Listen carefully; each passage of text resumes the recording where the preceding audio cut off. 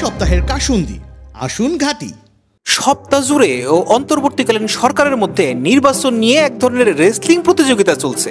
দর্শকের ভূমিকায় ছিলেন জামাত ইসলামী। খেলা শুরু হয় সরকারের 100 দিন উপলক্ষে ইউসুফ সরকারের ভাষণের মধ্য দিয়ে। সেই ভাষণে নির্বাচন নিয়ে কোনো রূপরেখা না থাকায় আশাহত হওয়ার কথা জানিয়েছেন মির্জা ফখরুল। আমি একটু আশাহত হয়েছি।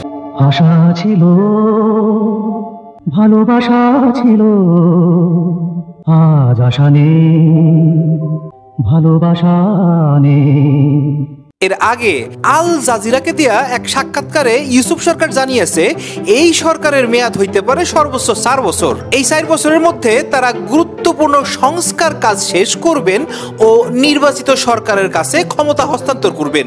মূলত ইউসুফ সরকারের এই কথায় সেন্টি খায়া যায় বিএনপি, ফলত অভিমান করে বসেন তারা। অন্যদিকে নির্বাচনের প্রশ্নে ইউসুফ সরকারের সাথে ব্রো কোড বজায় রাখতেছেন জামাতে ইসলামী ও বৈষম্য বিরোধী ছাত্র আন্দোলনের নেতারা। ভাইয়ের পাশে ভাই দাঁড়াবে, এটাই তো জগতের নিয়ম।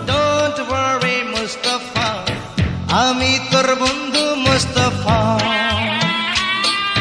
ভোটের প্রশ্নে এখনো পর্যন্ত জামাত ইসলামী স্পিক নট পজিশনে আছে। আরেকদিকে সংস্কারকে গুরুত্ব দিয়ে বৈষম্য বিরোধী ছাত্র আন্দোলনের নেতা ও উপদেষ্টা নাহিদ জানিয়েছেন শুধু নির্বাচন দেওয়া এই সরকারের কাজ নয়।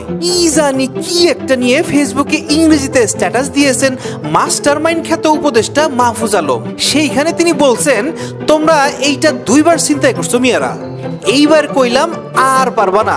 জনগণের ক্ষমতার জন্য যা যা করা দরকার আমরা কইলাম করব।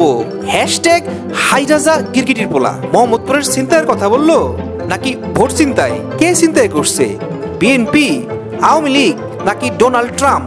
আরেকদিকে আওয়ামী লীগের প্রতি নতুন করে আবারও ক্রাশ খাইছে বাংলাদেশ জামাতে ইসলামী ও বিএনপি।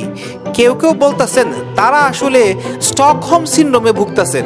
জামায়াতের আমির জানাইছেন বারবার ফ্যাসিস্ট বলা তিনি নাকি পছন্দ করেন না। ইউসুফ সরকার ভারতের পত্রিকা দ্য হিন্দুরে জানাইছেন আওয়ামী লীগের নির্বাচনে প্রতিদ্বন্দ্বিতা করতে দেওয়া হবে, কারণ বিএনপি নাকি এমনটা চায়। আরেকদিকে এই বিষয়ে ফেসবুকে ইংরেজিতে স্ট্যাটাস দিচ্ছেন মাহফুজ আলম।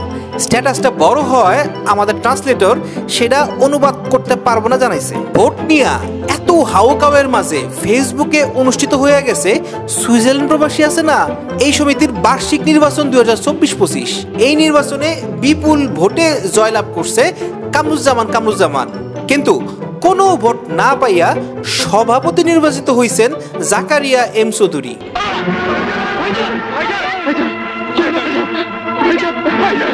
এইদিকে দেশের আইন শৃঙ্খলা, দ্রব্যমূল্য গত সপ্তাহের ধারাবাহিকতা ধরে রাখছে। আমাগর এই সপ্তাহের কাশুন্দি এই পর্যন্তই। পরের সপ্তাহে একই রকম আপনার আজেরা সময় থাকলে তাকায় থাকবেন ইয়ারকির পর্দায়।